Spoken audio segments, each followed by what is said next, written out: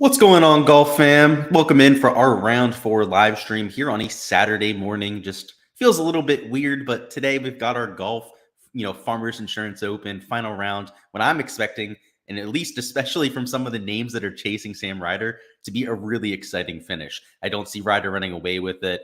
One of those top tier talents, whether it's a Finau, Tony, obviously John Rahm back there, just 2 shots back.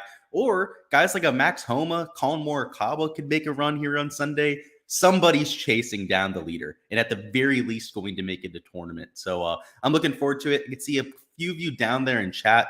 What's going on, Tonio? He says, you'd love some prize picks. Yeah, absolutely.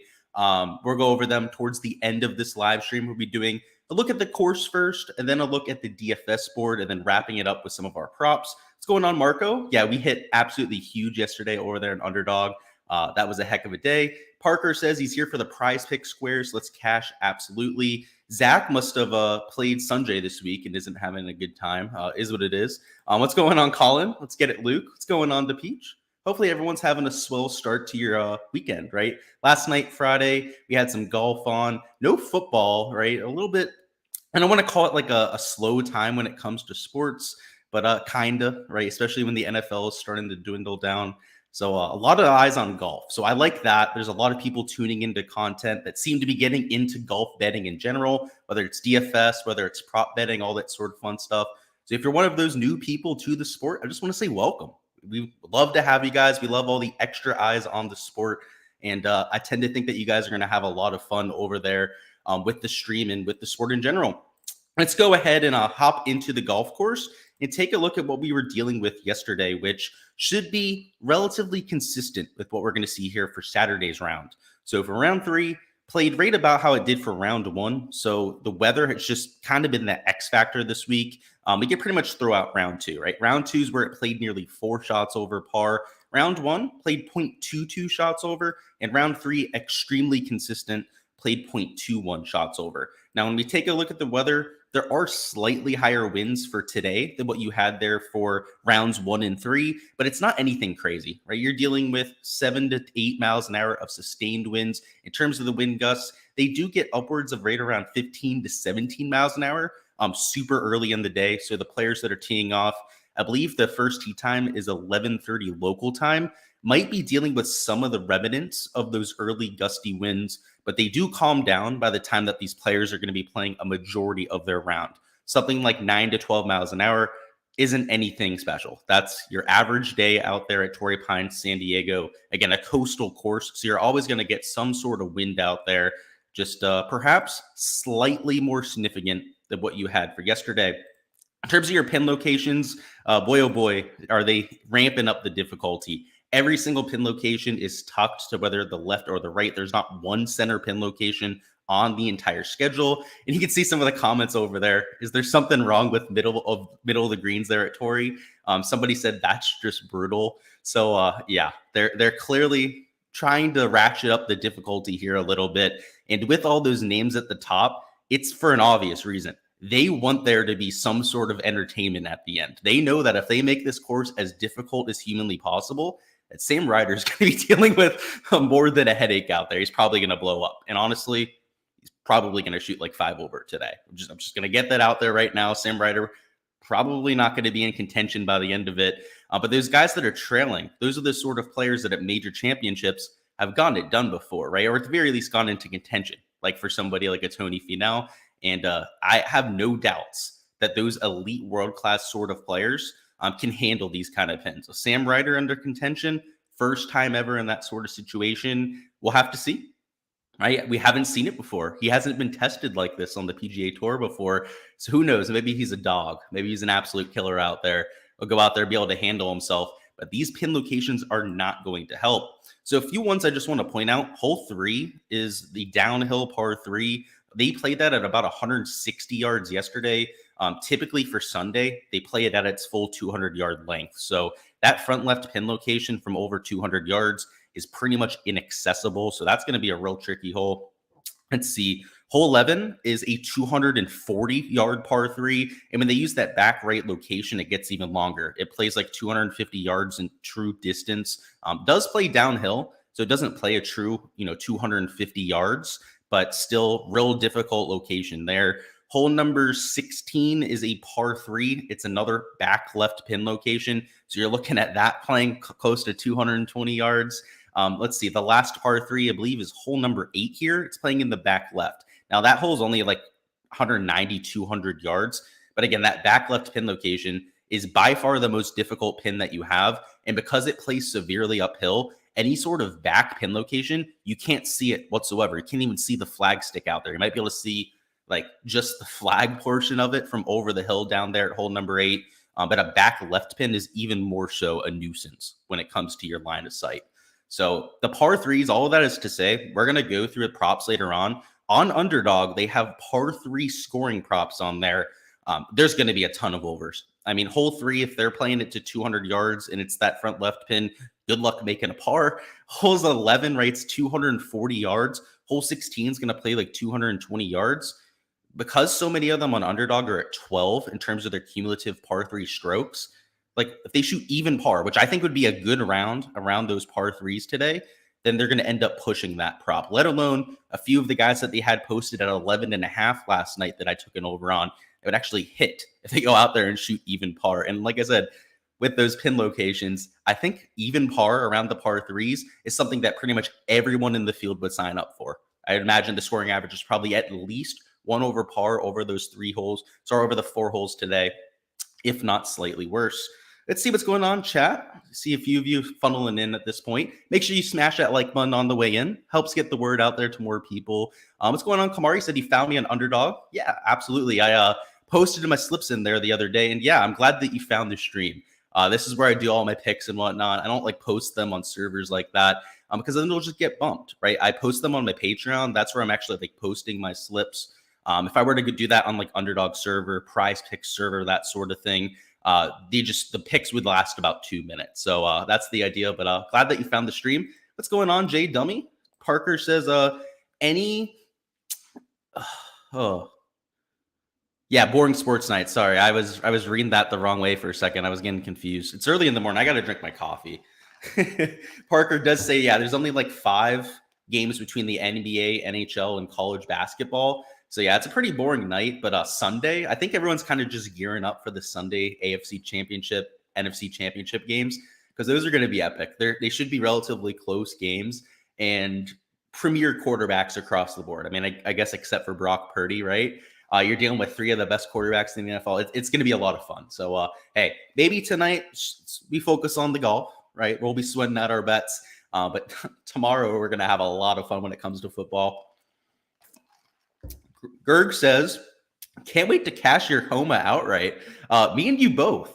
That'd be fantastic. Yeah, I didn't mention Homa that much when I was talking about those chasers, but he's one of those guys that could go up the board as well. Heather says, cheers, boys. What's going on? Jack says, incredible performance in Dubai by Thorbornson. I saw that, and I don't know how Ludwig Adberg ended up playing in this round, but I know he started really well. So a lot of guys that are playing well, that Rolex Series event too can really get you started on the right foot. So yeah, hopefully he ends up going out there and finishing it off. He's that young amateur that we saw at the US Open, by the way, guys. If you don't know who Michael Thorbornson is, kid looks really, really good. The ball striking is what you're looking for in one of those young little prospects. The around the green play and the putting is obviously what he's going to have to improve over the years. But when you're that young and you have that much time on your hands, he's going to improve. So that's good to know, Jack. And that kid, we'll have to see. I'm looking forward to seeing him play stateside here at some point.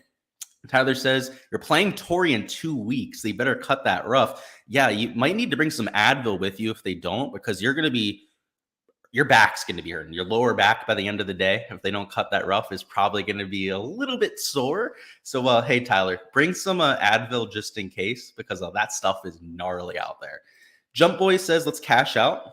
You said it better than I ever could have. Colin says, Rom getting a 3rd win in a row. What a start to the year. That would be crazy. And yeah, I mean, if I was putting my money on somebody right now, John Rahm's the guy, right? Personally, I kind of hope it's a Max Homa out there that ends up pulling it off, or a Tony Finau. I've outright bets on both of them. But yeah, one of those elite chasers is getting it done. Ricky finally played well yesterday. Yeah, he's he played well over the first 2 days too, right? I know actually first day was a little bit scratchy for Ricky, I'd say. Second day battled back quite nicely. And then, yeah, for round 3, looks pretty good. I actually like him here for round 4. He's at that spot of the leaderboard where he's not going to be super chalky. So when we get into the DFS plays here in a minute, yeah, we'll definitely go through Ricky. But yeah, he's just in general is ticking in the right direction. The ball striking is really starting to get there. The putter looks horrible with that new putter that he has. I don't know if that's something that he's going to end up sticking with, but the stats are better. He's actually making putts. So, like, I don't know if I can talk Ricky off of using that putter, but yeah, I'll have to check it out. Joining is in the description. So it's the Patreon page. It's on there. I would do the golf tier. I do have the golf and the combo tier on there, but football ends next week. So I'd probably just do the golf one. Referee says you got Cebu at 3 birdies. Same thing. It's actually one of the props I took last night that unfortunately ended up getting bumped. So we talk through some of the underdog stuff later on. We'll talk through some of the stuff I took that got bumped, but you probably want to stick to the stuff that wasn't bumped. Adrian says you lost Max Homa and Jason Day on birdies are better. But yeah, absolutely, man. That's how props work, boss, man. Sometimes you're going to hit, sometimes you aren't. Yesterday, we ended up getting carried by our underdog results, which honestly, underdogs just like kind of been the cash cow over the last few weeks because the lines on there are just egregiously incorrect. So yeah, Prize Picks didn't sweep yesterday, but you don't have to. You don't have to sweep every day, fortunately. John Rahm smashed it. Yeah, he went over in the first like 8 holes. So yeah, it was a sweat-free prop there. Yeah, Advil. You're going to need some Advil. You might need some just birdie juice. Take out a bottle of bourbon, something like that. You won't feel a thing out there. Mr. Spacely, what's going on? Nick says you have Thor in one of your 6 of 6 lineups. That's insane. And it's good that you played Thor. I mean, he was probably super low owned too, right, Nick? Like I'm sure not a ton of people were getting there. And hey, we'll have to see. Hopefully you can pull it off. That'd be pretty cool. Let me bring up our DFS projections. We'll start to go through our player pool now. If you guys have any questions about specific players, now's the time for us to go through them. So don't be shy whatsoever to go ahead and throw those down in chat. So in terms of your round 4 showdown, we'll go through a few PSAs, right? We'll make sure everyone's on the same page. Because like I said, a lot of new eyes here on the golf field. I want to make sure that we all know the rules for Sunday Showdown. So typically a showdown slate, you're getting points just based on your birdie production, right? You go out there, you get a birdie streak, make an eagle, so on and so forth. You get an allotted amount of points.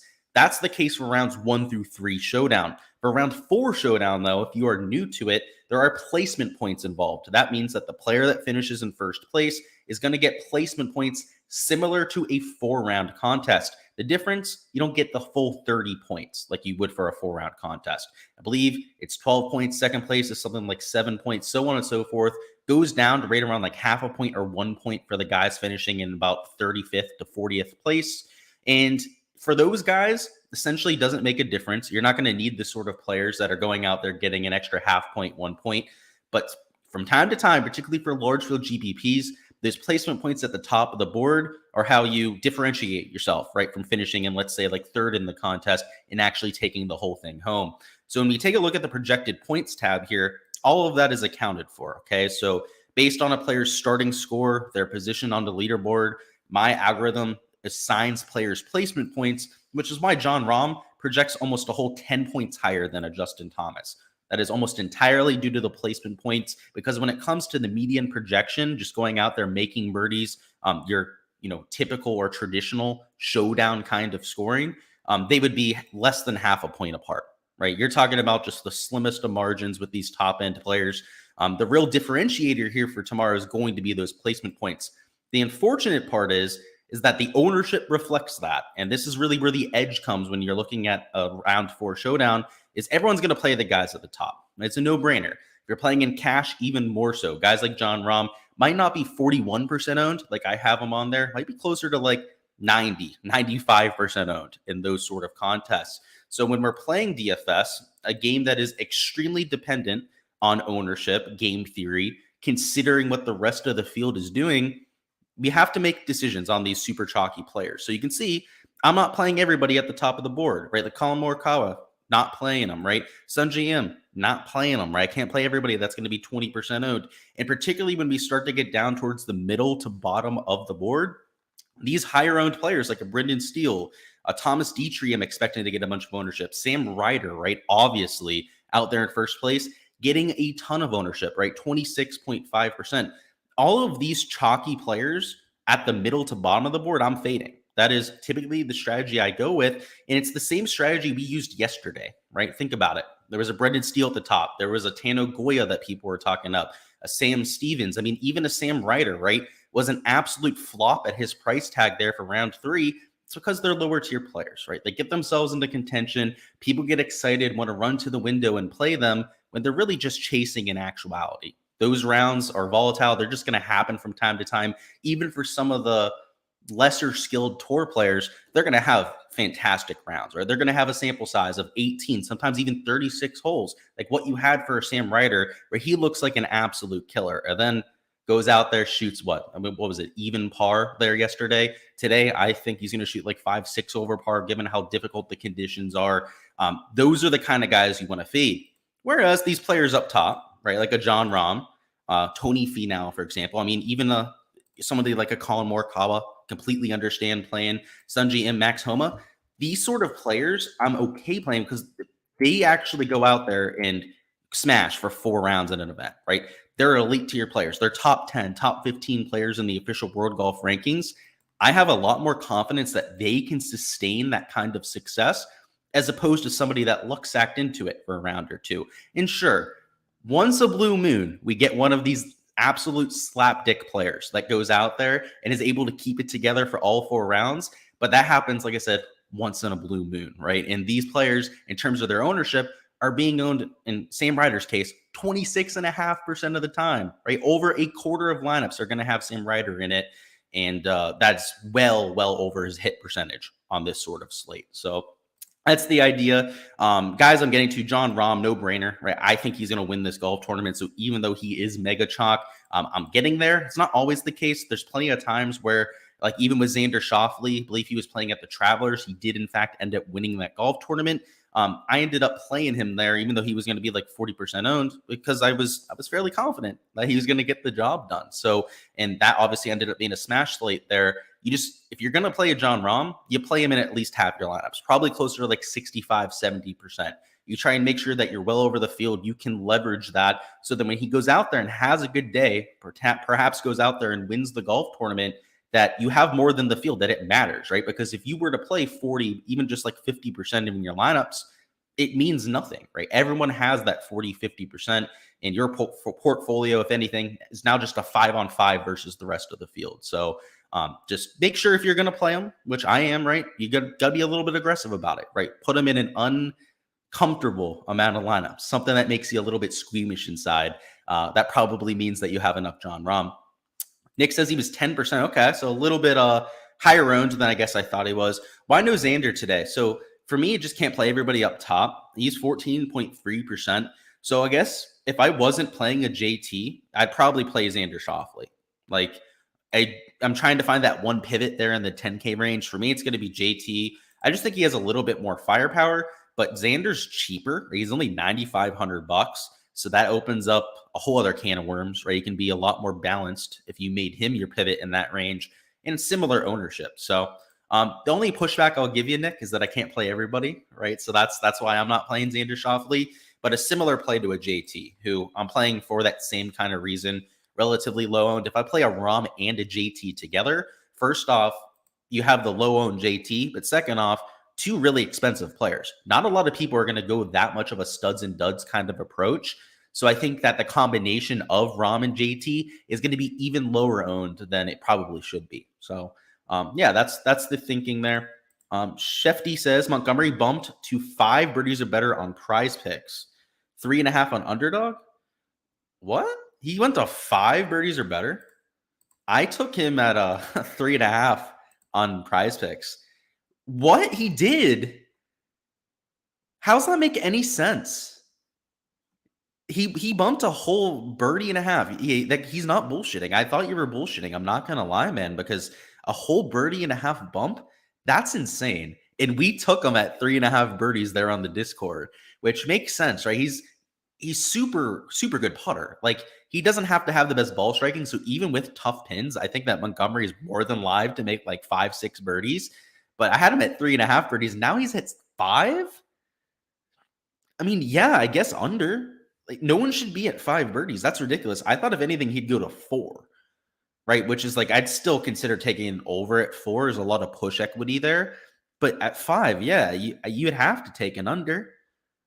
He's projected higher than John Rahm's birdies right now. John Rahm's at 4.5 birdies. What's his stroke line at? Like, just to give you an idea, guys, Taylor Montgomery, right? He's at 5 birdies right now. He's at 71.5 strokes on Prize Picks. 71.5, which is, again, half a shot under par. And they have him at 5. Yeah, that's ridiculous. That has to be a mistake, by the way. So I would probably get on that right now if I were you guys. If you have the 3.5 over, I would still bet the under 5 because you can middle that really easily. I would say that a majority of those top end players are going to make like either 4 or 5 birdies. So if you were to take the under 5, you'd hit the over 3.5. And then, if you made the 5, sure, you'd push the under. But if he hits 4, you'd hit both of them, right? And honestly, that's the highest percentile outcome, is for him to go out there and get 4 birdies. So it's not like an NBA middle where sometimes like it's like a 5% chance that they're actually going to hit the middle number. This is like a 20-30% middle. Like it's very, very significant. So mix that in.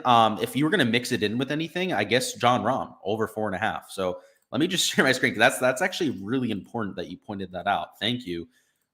This is a mistake. There's no chance they meant to make him at 5 birdies.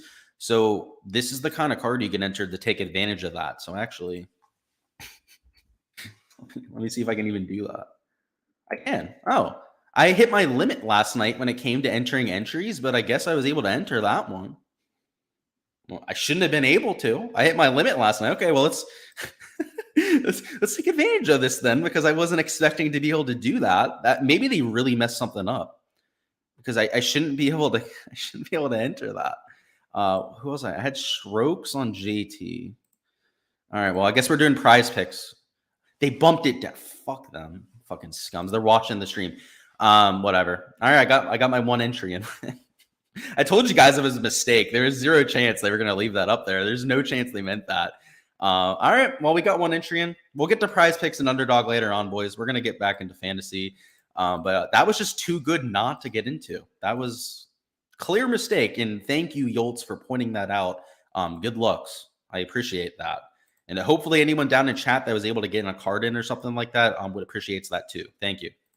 Tanner says, for cash, what do you think about Homa and Kawa over a Rahm start? I'm okay with that because they have similar win equity. They're not going to score that much less, even if they don't win, right? They're probably still getting top 5 placement points, those 2 players.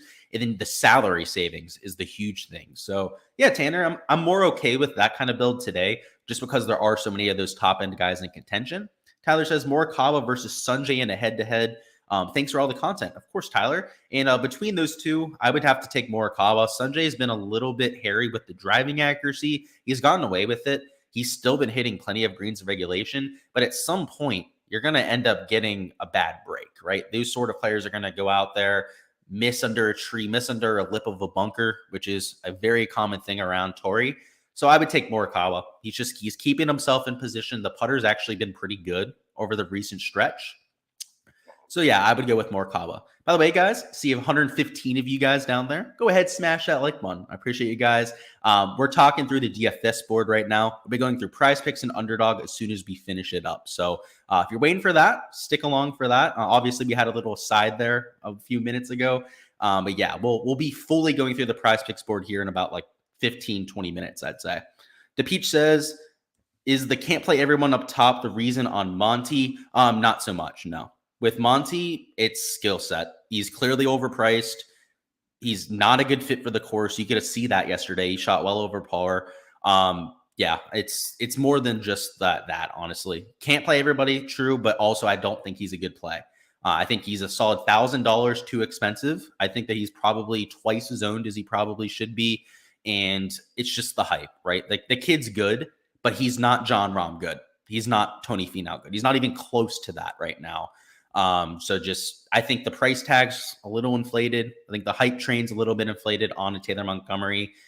So usually I'm going to take the guys that are, in my opinion, better players. Under, right? Yeah, absolutely under. Kevin says, what are the picks? We'll get to those later on. I don't know what site you're looking for either, Parker says you just placed it at 5 and then you check your slip and it bumped to 4. Yeah, if you got it at 4, obviously go out and cancel it. Now that you say that, I'm going to check mine just to make sure, but I'm almost positive I got 5. Yeah, I got 5. Okay. I just wanted to make sure we weren't getting screwed there. Sweet. Thank you, Mac. I'll invite you to the Discord a little bit later on. Just change the 4. Yep, that's what they do. They watch the stream. We can confirm that now, right? Like they wouldn't have known to change that if they weren't watching the stream. So hi lines makers. You sit in here and lurk. It's kind of weird. It's a little awkward, but okay. Christopher says, wow, just changed to 4. Yep. Morikawa over fairways. He's at the top of the board at 9 fairways. No, I would not. No, if he was at 8.5 fairways, Antonio, I would consider that. But at 9 fairways, he's got to hit 10 to hit the over. 10 out of 14 fairways at Torrey Pines is really tough. You're talking about US Open narrow fairways. It's a long golf course, so you're hitting driver on almost every single hole. It feels like he's going to end up pushing that number there, missing 5 fairways, something like that. So I don't hate it, Antonio. I just don't love it. Yeah, and you didn't have him. Yeah, it's all about just honestly the irons, right? Like Montgomery's an average iron player for tour, which really isn't condemning him. He can definitely win events. He can finish top 5 going out there and being an average iron player. That's how good of a putter he is. But at Torrey Pines, like I'm not counting on somebody having a ceiling with the putter. It's too volatile for me. I mean, Tony Finau yesterday, I want to look at his putting number. I'm pretty sure he like didn't even do anything with the putter and ended up shooting like 6-7 under par like he did. It's just such a ball striking course, particularly when they set it up like they have. It's just super difficult. Let's see. So Tony Finau's round 3 stats. So he gained over 3 strokes on approach. He gained 3 strokes putting. I take that back. That man did make putts yesterday, but it just makes up for his bad first 2 days. You guys remember I was begging for the putter yesterday. I was literally like, what do we got to do to get Tony Finau to make a few putts? Because he had lost like 2 strokes over the first 2 days. Well, there we go. He figured it out yesterday. So I guess that's good. But I don't know. Tony Finau's ball striking, a lot more consistent than Montgomery. I guess that's why I decided to make that decision. And the leaderboard points too. In terms of your 9K range, I do like a Jason Day. He's there at -4, so he's not in contention, but he's on the fringe of contention where something like a 5-6 under par round will get him into the top 5. And considering his track record, I like his chances to do so.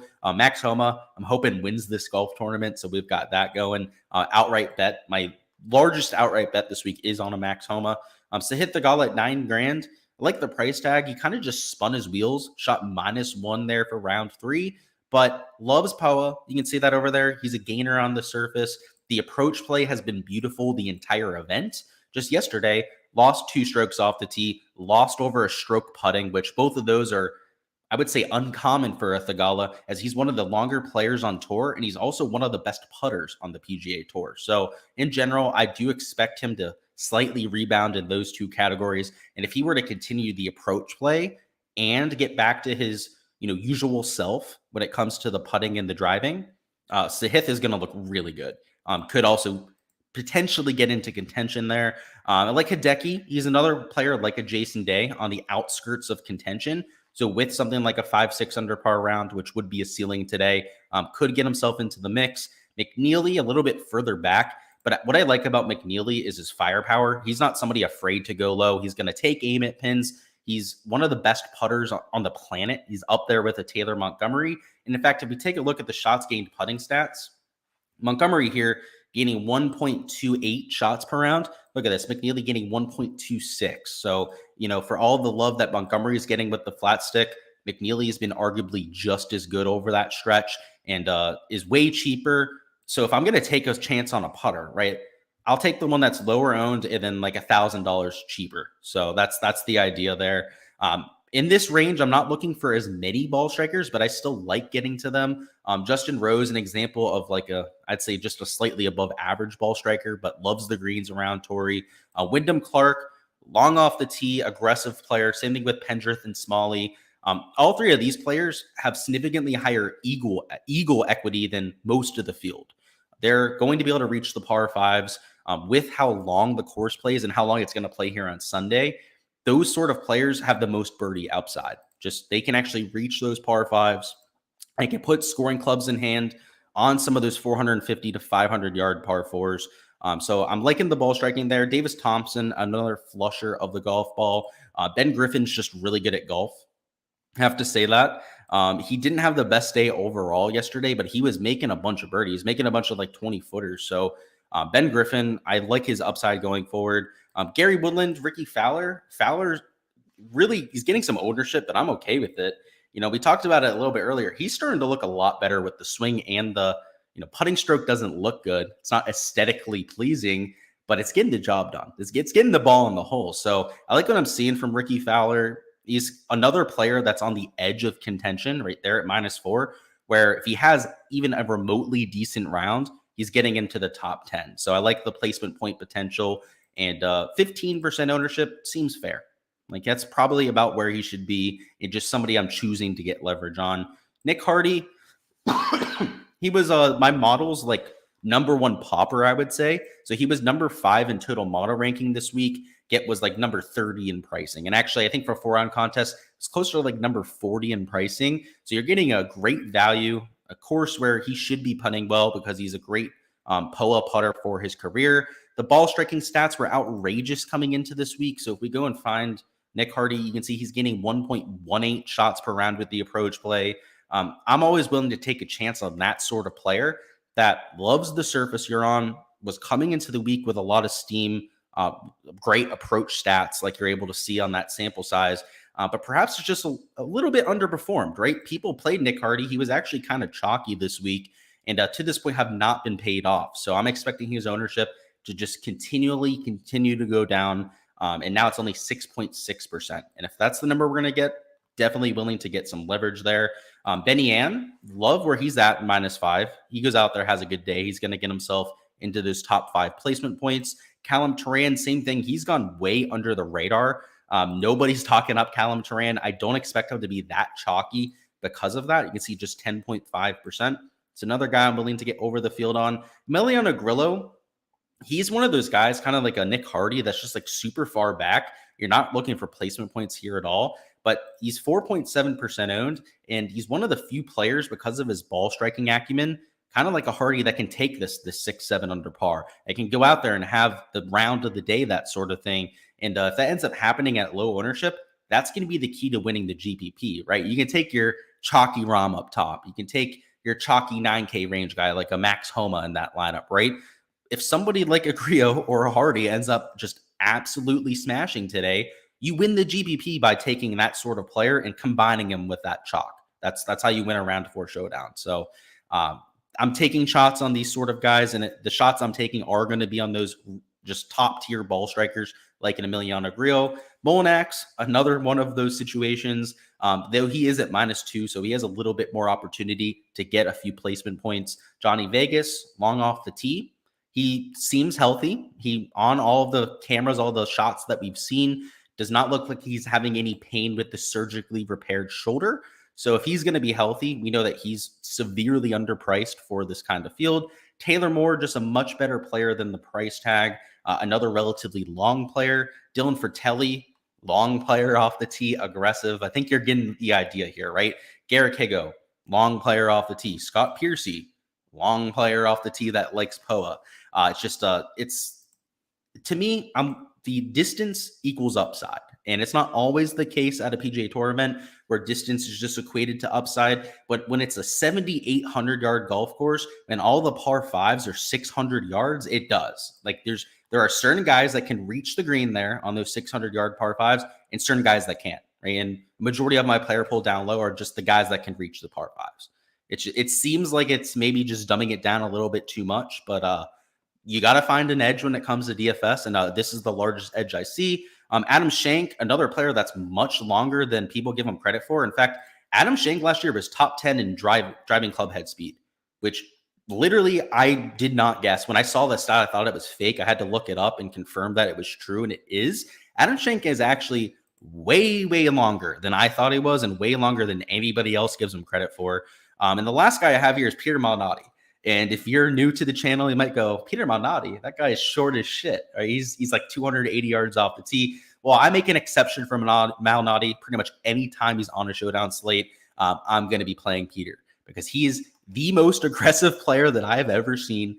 That man, especially when he's not in contention, does not see a pin that he does not like. He'll go at every single one of them.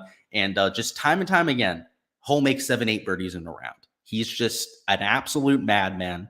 The guy gives zero fucks when it comes to going out there and shooting like an 80. All he cares about is the one time a month he'll go out there and have the round of the day, and he'll be the happiest man on the planet.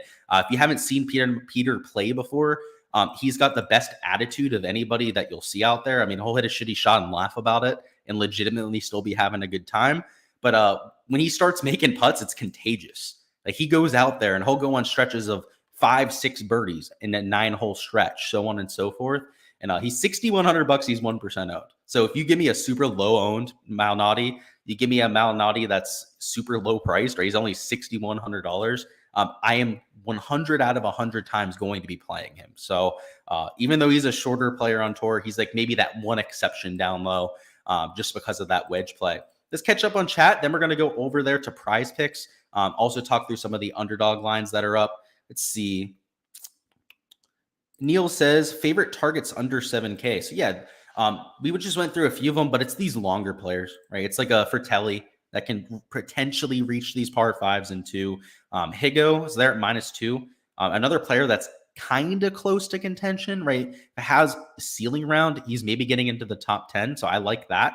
Scott Piercy, way under the radar. My modeling liked him going into the week 2. He was number 27 in recent form.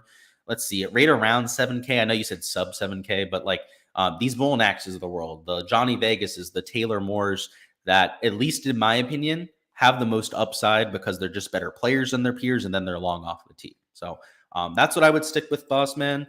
We have Murtog, who says, is Justin Thomas too far to take a shot on? I don't think so. I'm going to have him in lineups. A lot of it's just the scoring. Like, he's not going to win the event. We know that, right? He's 11 shots back. I can say pretty definitively that JT is not winning today. Somebody like a Rom, Homa, Morikawa, you get the idea. Finau, right? That's up there, a couple shots off the lead, is going to end up beating a JT today. But when it comes to Showdown, right, we're not talking about who wins the golf tournament. He could shoot 7-8 under par today, right? Shoot a 64, which we've seen on Sunday at Torrey a few times over the last few years. And that is 100% optimal. There's zero chance that you're not going to have that, especially if he goes out there, he gets you a streak, God forbid, a bogey-free round somehow with that sort of performance. So it depends on what contest you're in and your risk tolerance. If you're okay just going for the ceiling or broke, then definitely play JT. I'll be doing it in at least like 25-30% of my lineups, but there is quite a bit of risk involved, right? You're giving up a lot of that median projection. Could you take a look at Lanto? Yeah, I'll look at his stats. He's returning from surgery. So that's why I didn't play him in like 4-round contests, as I was very concerned about his form coming in, but obviously tied for 15th place. He's doing something right. So let's take a look at the stats from yesterday. He gained 2 strokes putting, lost off the tee and on approach. Yeah, that worries me. Days 1 and 2, a lot of the shots they were showing from Lanto for him just making long putts like 20, 25 feet. It's kind of what he does, but he's losing off the tee, losing on approach. It doesn't seem very sustainable to me. So I'm probably sticking away from him, but I understand it.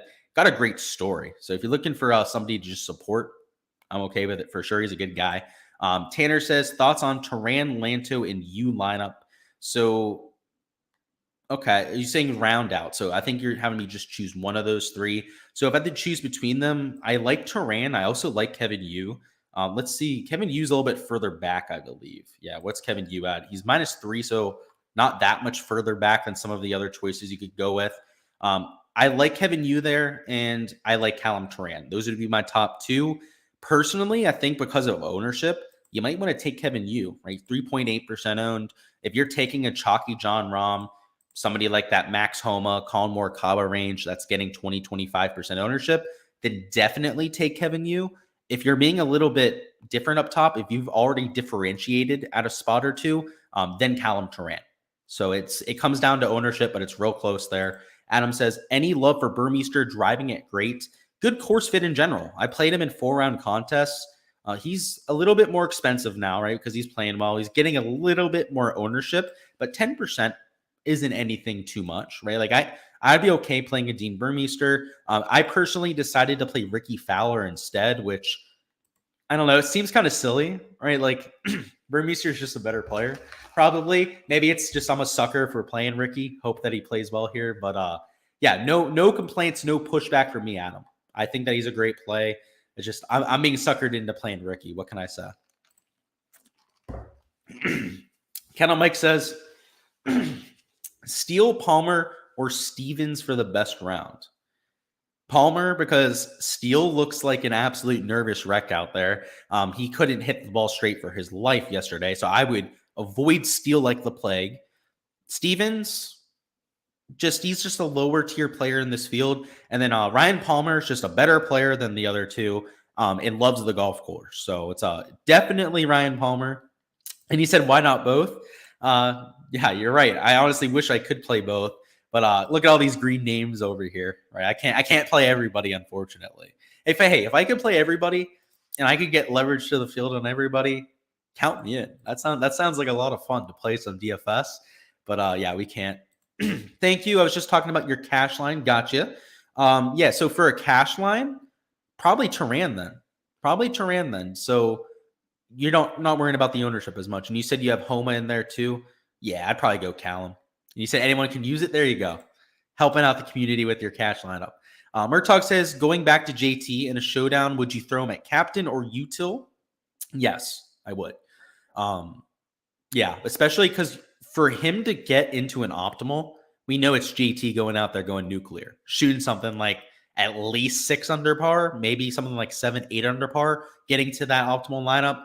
So yeah, I honestly, I think if I played him, I would force him into that captain slot if you're playing the captain version of Showdown, because no one's going to use him there. And if he actually has the performance you need him to, like he shoots 4 or 5 under par, like who cares? Like he's not going to hurt your lineup or help it. Like you're not looking for that, right? If it happens, you're whatever. You shot 5 under par, but it's like you're playing him for the 7 under par round that JT can go out there and give you. And if that happens, you hit the nuts. So yeah, it's intriguing.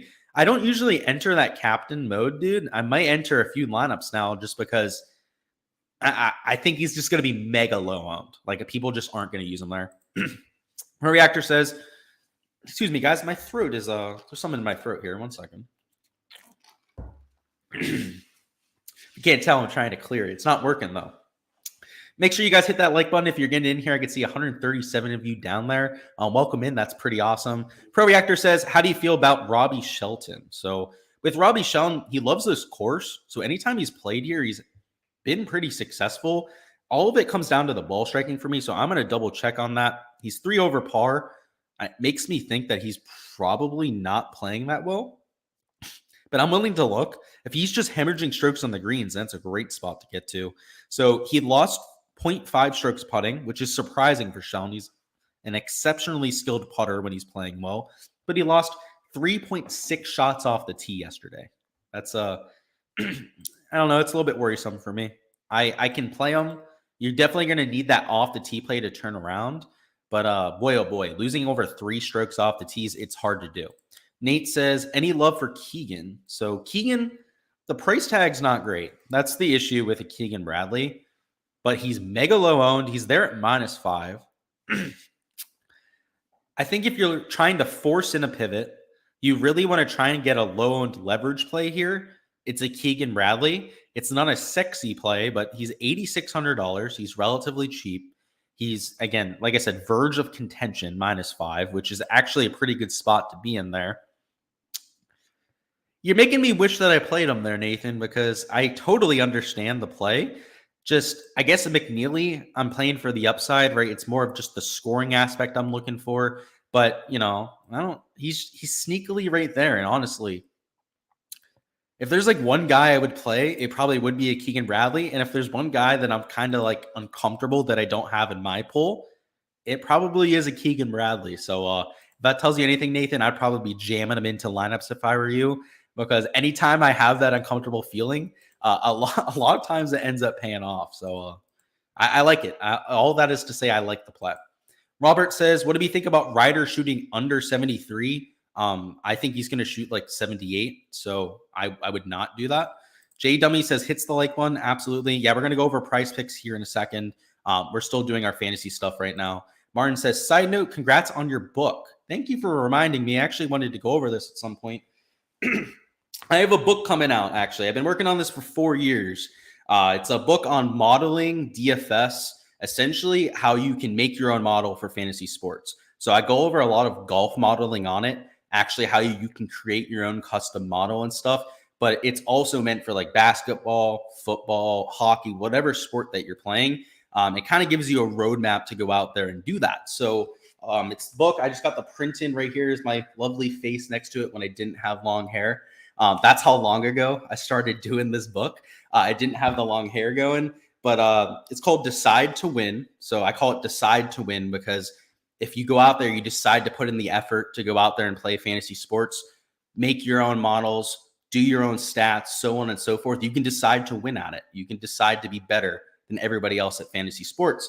But if you don't put in that effort, you don't go out there, learn how to do things for yourself, fish, then you're just going to decide to lose, right? You're going to decide to be an average player. So that's essentially the idea of it. It will be coming out in book version probably in the next 3-4 months, I would imagine, something like that.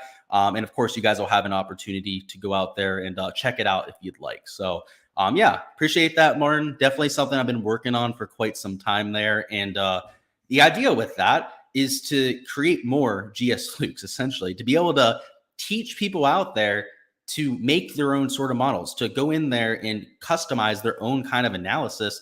Because I think there's a lot of bright minds out there that can be doing that sort of thing that just don't, because they feel like it's too much of a task to learn how to model or to upkeep databases and use stats, so on and so forth. And it's actually a lot easier than people think. It's as easy as running a Excel sheet. Like, I don't go over programming. I don't go over like using different types of scripting, right, to make your own model. I go over the most rudimentary form of it, straight up just Excel sheets. So it's something that all of you guys can do. Let's go. Cool, Nathan. Absolutely. Beat Baz says you love models. Yeah, especially when you can learn to make one yourself. So that's the idea there. Heck, I have models for NBA stuff I do when I'm looking at like free throw props. It's there's always a time and a place for a good old model. Arius says Rom or Ryder. Well, if it was just choosing one to win, it'd be Rom all day. But you got to tell me, okay, there it is. You got 2 picks on Rom at plus 2,000 and Ryder at plus 4,000. Yeah, it'd be Rom for me if you're just looking at it straight up like that. I have a bad feeling about Sam Ryder today. I'll just say that much. All right, let's hop over into a few lineups that we're going to make together, and then we're going to go through prize picks and underdog.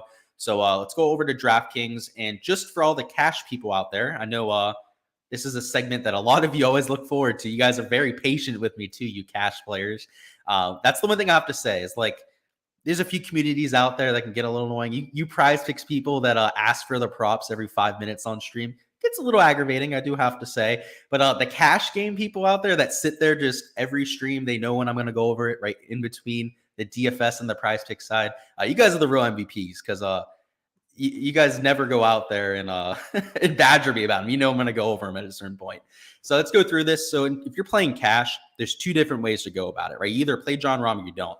You play John Rahm, he's a little bit more expensive. You do have to worry about salary hit bit here. So just to give you an idea, your second man in, you're probably looking at like a Max Homa, going down to Sahith at $9,000, potentially even going down to like a Keegan Bradley at $8,600, just because he is that expensive. So let me show you here. Let's go ahead and put Max Homa in there. Our third man in, let's go ahead and add Sam Ryder. Right, he's almost always going to be in your cash lineups for today. And a fourth man in, let's go ahead and add Callum Turan. I know we mentioned him before as one of the better cash plays.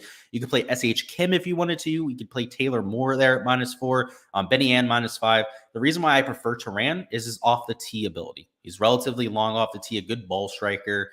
So just given the Sunday conditions, trust him a little bit more than the other guys there. So if you're starting with the John Rahm, you do have to kind of stay away from that 9K range. Whereas if you were to start with, and I know you mentioned this as well, Tanner, is starting in this 9K range, right? Maybe starting a Morikawa. Your second man may be a Max Homa, right? Your third man in at that point can be a Keegan Bradley then, right? So it's a lot more balanced. you're taking 3 guys up here towards the top of the board that you feel good about. And you can still live in the 7K range. You can still fit a Sam Ryder, who like I said, is pretty much a must play for this kind of slate. Towards the top end of the 7K range, you could try and, there's not really any must plays up there, I'd say. But I don't know, you wanted to go up here and try and jam in a Brendan Steele, who I don't love for cash.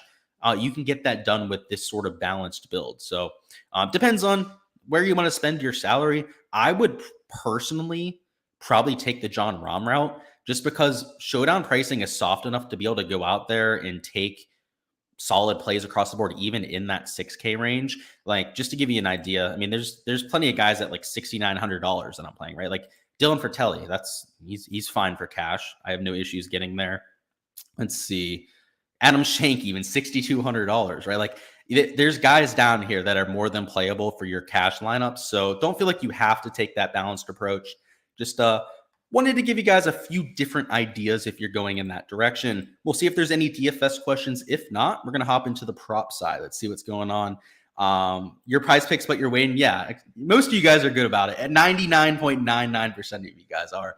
Yeah, if you're new and you don't know the program, I get it, right? Like, you're not going to know my schedule, what I do every single time. Just the cash people, they've been here for a long time. I've been talking cash plays on the channel for like 3 years now, and it's always the same dudes. And I know they're printing cash out there because I see them on Twitter always going out there and doing their double ups.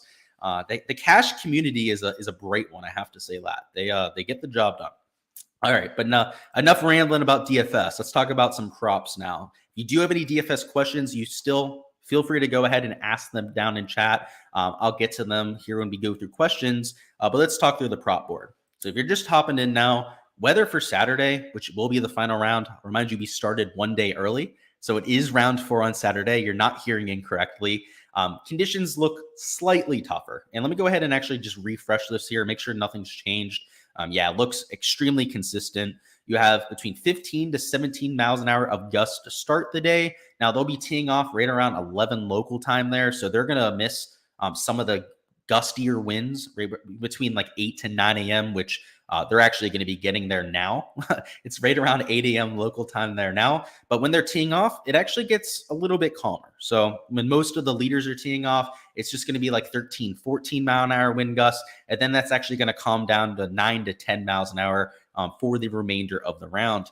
That's consistent to what we saw yesterday. So in terms of a scoring average, I think it's going to play maybe slightly harder than what we saw here for round 3, just because the winds are a little bit higher at the beginning and with some of the pin locations. So if you saw the pin locations there for Saturday, a lot of them were a little bit more straightforward to try and give these players birdie looks. Well, for Sunday, they're going the opposite direction. Your pins are about as tough as they're going to get. The par 3s are the most difficult locations that they can possibly be at. You can see the guys over here on the right. He said there's something wrong with the middle of the greens, brutal pins, so on and so forth. It's going to be a little bit tougher out there for Saturday. So when we take a look at the prize picks board, that's why some of the birdie lines are a little bit lower, right? We had 4.5 birdies on like a Homa yesterday. Didn't end up hitting that, obviously. Guys like JT were at 4.5. Xander was at 4.5 birdies yesterday, and a lot of them ended up struggling. That is only even more so going to be the case, right? Like I said, they're putting hard pins out there. They're setting this up to be a really difficult Sunday. So there's not just a ton of overs I'm taking. There are a few. We'll point them out right here, but it's not like yesterday where I thought that there was a lot of value out there for overs. I had John Rahm over 4.5. That was a prop that I took initially. I would still nuke it at this point. I mean, he made 5 in his first 9 holes yesterday. We know that he loves the course. He knows how aggressive he's going to have to play. And he is one of the few players in the field that's capable of reaching these par 5s and 2, particularly because he's such a prolific driver and he's so long off the tee. So John Rahm, 4.5 birdies. If anyone's going to get to 5 in this field reliably, it is going to be a John Rahm. I had Montgomery over 3.5, but now he's at 4 birdies. If you guys were here earlier in the stream, you saw that he was actually bumped from 3.5 to 5 birdies for a few minutes there. So I ended up getting a card in with his under 5 birdies. So personally, I will be rooting like a madman for Taylor Montgomery to end up finishing with 4 birdies exactly on the day, because if he does, I hit the over at 3.5, and then I hit the under at the 5 birdie mark as well. Or even if he gets to 5 birdies, right? If I end up pushing the 5 birdie mark and then hit the over at 3.5, I'm going to feel pretty good about that one too. So hopefully you guys were able to middle that. I would not touch the prop at this point, right? At 4 birdies, I think that is an appropriate projection. But if you were here earlier, if you guys were catching that on stream live, that was clearly a mistake on Prize Picks' part, and something to take advantage of. A few other props I did take were actually a JT under 70.5, so not over, it's under 70.5 strokes. He was a little bit scratchy yesterday. He had some birdies early. He actually looked good to begin his round, but ended up not birdieing 3 out of the 4 par 5s, ended up missing 2 less than 7-foot birdie looks on his back 9, was really sloppy off the tee, sloppy around the green, and still was able to put up a respectable score. So again, if JT's floor is going to be him going out there and shooting like -1, +1, that sort of thing, if he just even plays average, he's going to cover this line, let alone if he goes out there and has a really good day, which again, he's -1. He has nothing to lose. He's going to go out there and really try and move himself up the board. So birdie's actually not a horrible idea the more I think about it. He's there at 4 birdies. I see a ton of push equity there at Justin Thomas at 4, but it's a little bit easier to shoot -2 than it is to go out there and make 4 or 5 birdies. So that's why I did stick to the stroke side. But birdies are better, intriguing there as well. He's definitely got more than enough firepower to get there. A couple other props I took. So it was JT. Who's the last one? Not thinking of it. We had Montgomery, right? I told you guys about that. A few green and regulation props. So something to consider here. They've actually bumped. Wow, look at that. Gotta love Prize Picks, guys. They bump everything in human history, apparently. They had Sam Ryder at 12.5 greens. They bumped him a whole green down to 11.5.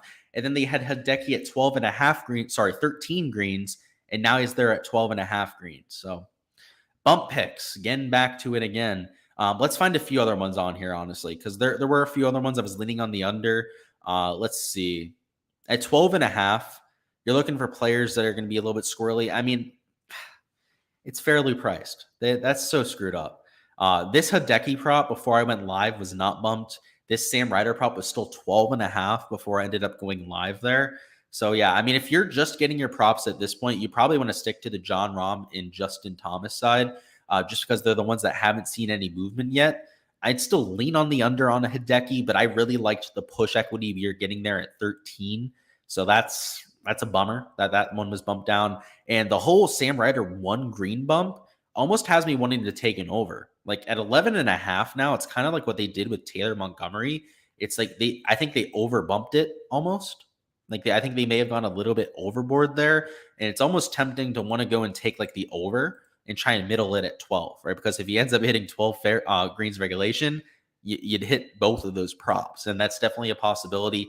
The difference between this one and the birdie or better prop is that the middle percentage is significantly lower, right? Having 12 as an exact outcome is a lot less likely than having 4 birdies as your exact outcome. Anytime just the metric that you're projecting for gets larger, right? The chances of you hitting that specific number goes way down. So it's a little bit of a trickier middle there for Sam Ryder, but I wouldn't be taking the under anymore. That's just, they bumped him an entire green and regulation down. You don't see that very often. Now, that's the thing with Prize Picks now. Not only are they bumping props fast, they're bumping them more aggressively. Like what the heck was that 3.5 birdies to 5 birdies thing that they went out there and did with the Taylor Montgomery? In terms of your matchup board, we'll go through that. I don't love matchups, and I'm going to tell you that right now. I think a lot of you guys out there know that I'm not a big matchup guy. But if I was going to take anything on that side today, this Dietrich over, so people have been taking this every single day. They lost the first 2 days. I saw people on Twitter taking it. Yesterday, they ended up pushing those two. I actually like the over. I don't think it was a horrendous play that those guys were going after. It wasn't free. Kodaira makes a bunch of birdies. I tried warning you. If you know who you are, if you played this, and I tried warning you about it, and you disregarded the warning, he was a top 35 player on tour in 2022 when it comes to birdie or better percentage. So when people were asking me about it, and I was like, no, it's not free. Kodaira can actually go out there and make birdies. I think that's why you've gotten burned. I'll just tell you that right now. Like the stats would indicate that he's actually a better birdie maker than Dietrich. But given Sunday pin locations, Dietrich is so much longer than a Kodaira and I think the just birdie percentage in general is going to be a little bit lower here for the last round than what we saw yesterday.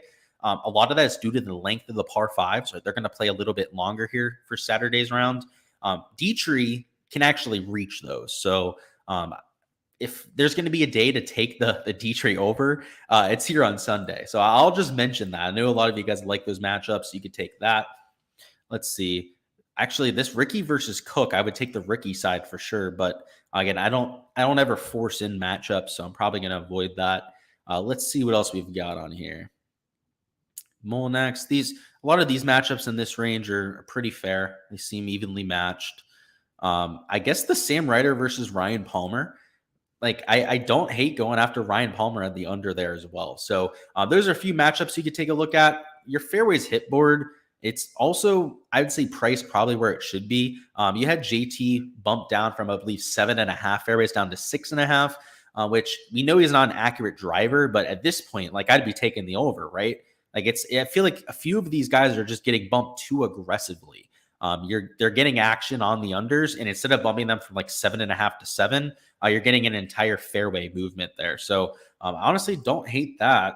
Like he's just as accurate as a Hideki, Justin Thomas. Like they're both relatively inaccurate drivers because of how far they hit it, and there's a whole fairway difference between them. So I don't hate that one there. And the top end of the board is priced probably right about where it should be. Rahm, Sungjae Im, elite drivers of the golf ball. I know we had a question about Morikawa before. Somebody trying to figure out whether they should play him there at 9 fairways. If he was at 8.5, I'd be all over the Colin Morikawa over. I just think at 9, it's getting pretty close to where we have him projected. So not something I'm going to go ahead and mix in. So I'm actually going to play this. Oh, it's only a 4X. Are you fucking kidding me? Whatever. Excuse my French. Let's go ahead and just add Joe Burrow here. Let's just go ahead.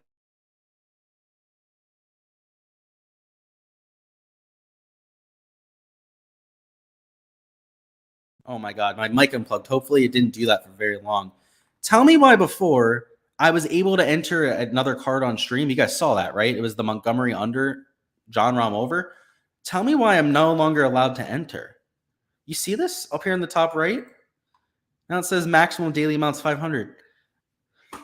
If they let me do it earlier, why aren't they letting me enter more slips now? I hit that 500 limit last night. I'm as confused as you guys are. But anyways, if you want to enter this for the Burrow card, like I'm more than okay with it. Let's see. Maybe there's just some glitch going on. Is it going to let me do that? No, it's not. All right. Is what it is. That is all I've got for the stream, though, guys. Let's see if there's any questions down in chat. Let's see what's going on. So we've got Kamaru asked about underdog. Yeah, we're actually going to do underdog. So thank you for reminding me. I'll do that here after we go through these questions. Chronic says you missed yesterday. What was yesterday like? We absolutely smashed on underdog. Made about $2.5 there. Sports by Dustin says best strokes plays for prize picks or underdog. So I like a few of the guys over here on prize picks, mostly JT. He'd be my favorite player. Kind of like John Rahm. You could take his under 69.5 strokes too, or his over 4.5 birdies. I have both of them in cards. So again, either direction that you want to go with there, you could go with, but these would be the main guys that I would stick with. Let's see. Sahith Theegala, they had it 71.5 on underdog. So let me see. Let me double check if he's still there. That'd be a good prop to take too, because I took that at 71.5 last night. A lot of times they bump the stuff I take on underdog, though. They're even worse than prize picks when it comes to bumping stuff. No, so he's still at 71.5. So let's do underdog now. So Sahith Theegala at 71.5 strokes. I love the under on. That's 0.5 higher than what you have on prize picks. And he's just somebody in general I think is going to have a really good Sunday. So you have that one. Let's see. I know they bumped the Siwoo Kim prop. So they had Siwoo Kim at 3 birdies, which was 0.5 lower than what they have over there on prize picks. So I had him over at that mark, but they did end up bumping that, unfortunately. Let's see. They bumped a few of the cumulative par 3 strokes. So that's something that I mentioned earlier when we were going through the pin locations, is I thought that the cumulative par 3 strokes on underdog brought a bunch of value up. But yeah, the main prop I have on underdog at this point is that to hit the Gala prop. And then Sam Ryder over 72.5 strokes. So those would be the two that are left over there. That's a 3x payout card right there. I don't hate that whatsoever. So again, Sahith under 71.5, and then Sam Ryder over 72.5. Obviously, Ryder's line on Prize Picks is at 73. So kind of like the Thagala prop, right? You're getting that 0.5 value there. But even Ryder at 73 strokes, I'd be smashing the over on. Like I truly think that Ryder is going to just melt down today. Full on nuclear meltdown, probably shoot like 5-6 over par. That's why I went after his green and regulation line over there at 12.5. Obviously, they bumped that down an entire green and regulation, but this strokes prop is still fine. But like the Sahith Thagala prop I was talking about, you might as well do it at underdog, right? Because over there, you're getting that 0.5 discount and you're still getting the same payout. So, yeah, I like JT and Rom over here on Prize Picks. Those are my favorite lines there. And then on underdog would be those two for sure. Martin says 2 of the par 5s will be over 600 yards. So even if I hit a bullet off the tee to 330, you still have a layup with 270. So yesterday, Rom went 4-2 and he reached the 630-yard par 5. I believe Sahith Thagala was able to get it about green high. Few other players as well. So yeah, you have to be a banger off the tee to get there. There's a few players in the field capable of doing that. JT can reach there in 2. Tony Finau, he reached in 2 yesterday. He was able to reach in 2 and 3 out of the 5 par 4. Sorry, 3 out of the 4 par 5s. Yeah, so most of the field, you're right. Even if they smash it out there, they're not reaching. But there are a few guys that can get there. Nicholas says, thoughts on Xander strokes? Take a look at it. So he's at 70.5 on Prize Picks. Let me just double check on underdog for you. So Xander Schauffele, there you are. He's at 70.5 on both sites. So you're not getting value on either site. That's okay. I prefer JT, to be just honest with you. The issues I have with Xander all come down to the injury, right? Like he had the back issues last week. He doesn't look like he's dealing with the back issues right now, but it's more just about rust, not having the time to practice that a lot of the other players would have had over the last few weeks. So I prefer JT, but just like a JT, right? Definitely leaning on the under. He's an elite tier player, relatively long off the tee. And when he's playing his best golf, more than capable of shooting 2 under par. So we'll have to see. Yeah, 270 left. Yeah. I don't think you'll have to lay up, though, like I was saying, Martin. If you are one of those longer players, I mean, John Rahm carries his 3-wood 290. My brother, by the way, my brother's not a professional golfer or anything like that. He carries his 3-wood 290. I carry my 3-wood about 250 through the air. So definitely still reachable, but yeah, tough hole for sure. Antonio Gabbett says, what about Jason Day under strokes? So he's at 71 strokes. I believe over there on underdog, he's 71.5. Let me double check on that. No, he's at 71 now on underdog as well. So you're talking about the same number across both boards. You get a bunch of push equity. I will have to say that he has a lower hit rate than somebody like a JT as Xander Schauffele, but then you also have that push equity at 71 in your back pocket. So perhaps if you're looking for a safer play, a higher floor play where you're not bringing as much under risk to the table, then you take a Jason Day. But if you're trying to go for the higher hit rate, right, to actually go out there and see green on that prop, then I do think it's the JT Xander side. Jump Boy says Ryder was at 12.5, then went to 12, and now 11.5. Yeah, people are smashing that under. It's a good prop. What do I have to say, right? David says, do you like Montgomery over at 2.5 bogeys?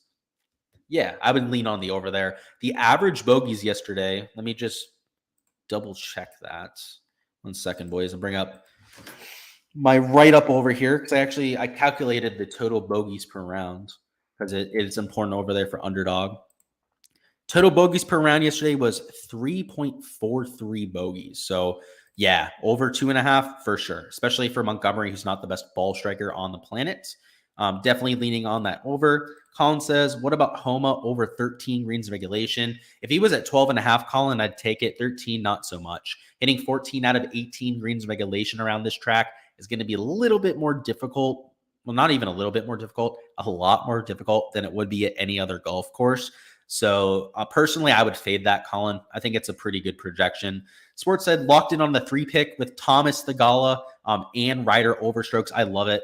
Yeah, over there on Underdog, the best part is there's no multipliers too. So you can just kind of play whatever props you want to over there without any sort of issues. Love it, Dustin. Let's go out there and cash out today. That'd be pretty damn sweet. What's going on, Chase? Montgomery says, sorry. Let me rephrase that. I'm getting a little too far ahead of myself. Let me sip my coffee here. Chase says Montgomery over 3.5 birdies on Underdog. Guy can pour them in. Yeah, so they did end up bumping the 3.5 line over here on Prize Picks. But if you're going to play it, now just play it on Underdog. So I guess I should have pointed that out. Definitely can still play the Montgomery over. I didn't think about that, I guess. I forgot that they bumped it on Prize Picks. They haven't done it over there on Underdog yet. Any matchups that I favor? Yeah, mostly just the Dietrich one. I know I brought up that Dietrich one a little bit. I would definitely lean on the over there. I would lean on the under on Sam Ryder versus Ryan Palmer. But let me just warn you about it, Atachi. The birdie or better matchup board is by far the lowest edge that you're going to have. Typically, for a lot of the projections on like strokes, birdies are better, so on and so forth, there's like an inherent like 7-8% edge when it comes to projection. Like they'll usually project guys slightly lower than where they should be, or slightly higher for strokes than where they should be. Birdie or better matchups are straight up coin flips. Like they pick guys in terms of their birdie or better percentage. It's how they do them. So they just bring up the PGA Tour stats for birdies per hole, and they find players within a 1% margin. So if somebody has like a 21.5% birdie rate, they're going to find somebody that's within 1% of that every single time. And unless it's like a special scenario where they're trying to put like two friends against each other, like you'll see Will Zalatoris versus Cam Young a lot. It's kind of just like a fun matchup that they're trying to poke fun with. You're going to get like within a 1% edge. It's just, I wouldn't be going after that myself, to be quite frank with you. It's just a coin flip. It ends up becoming like a 50-50 prop, which ideally you're kind of trying to avoid over here on these prop sites. Whereas a lot of those other props like birdies or better strokes, that kind of thing, we can build ourselves like a 10 to 15% edge on. So that's why I avoid them, Atachi. But yeah, I like those two. Thoughts on Sahith, 3.5 birdies. He's kind of like a Montgomery where like he's aggressive, but I took strokes because with strokes, right, he shoots 1 under par even on Prize Picks and ends up tying. Over there on Underdog, 1 under par ends up being a hit. So just the hit percentage on strokes is a little bit higher. But yeah, kind of like a Montgomery. He's another guy I'd lean on the over for. In fact, even Montgomery at 71.5 strokes is also a pick that I'd consider taking. I guess the real difference is that Montgomery is out of contention. Like Montgomery is like -3 at this point. He had a really rough day yesterday. So I'm a little bit worried about his motivation, his engagement mentally, what's going to come to actually playing here for Saturday's round. Whereas Thigala is in contention. Like the guy is living and dying by every shot because, you know, him going out there shooting -2 today might end up having him in second, third place. Whereas if he shoots 1 or 2 over par, that might be outside of the top 10 to 15. So it's an important day for Sahith. So maybe take the strokes just because of that. But I like both of them. I like both the props for sure. Count On says, Higo playing like he did yesterday. You're liking Siwoo Kim in a matchup. So probably not playing like he did yesterday, right? You know what you're talking about, Count On, because you're mentioning that with Higo. He's not likely to continue that. He's extremely volatile. So yeah, if you're getting a matchup between Siwoo and Higo, I'd be taking Siwoo. Siwoo is a lot more consistent. And that's kind of ironic to say about Siwoo because he's far from a consistent player on tour. And yeah, got you on that question. Sweet. All right, boys, that's all I've got. I'm going to go ahead and end the stream now. I appreciate all of you for stopping by, consuming the content. Make sure you smash that like button before hopping on out of here. Make sure you are subscribed to the channel if you haven't already so you don't miss any of the content in the future. We will have events for the next 6 months at this point, right? So we're going to have golf pretty much every single day. So keep an eye out for that. Next week, we've got Pebble Beach. It's another scenic track over there on the West Coast. It's a shorter track. So this week, a little bit more of a, bomb and gouge kind of affair. The guys that are elite ball strikers are going to find success. Next week, a little bit more around the green. You have, I don't want to say a short game course, but certainly a lot of the elite tier short game players like a Jordan Spieth have played well there. Maverick McNeely, just loves that course, grew up there over there in Pebble Beach. A lot of storylines there in play. So hopefully it's a solid end to our week here. We can get this weekend started off with a bang. Hopefully Max Homa ends up taking home the championship. John Rahm or Tony Finau, one of those names would be pretty good as well. Honestly, just anybody but Sam Ryder. I'm kind of praying on the guy's downfall today. We'll have to see what ends up happening. But like I said, guys, best of luck for all of you guys out there, and I'll catch you guys for next time.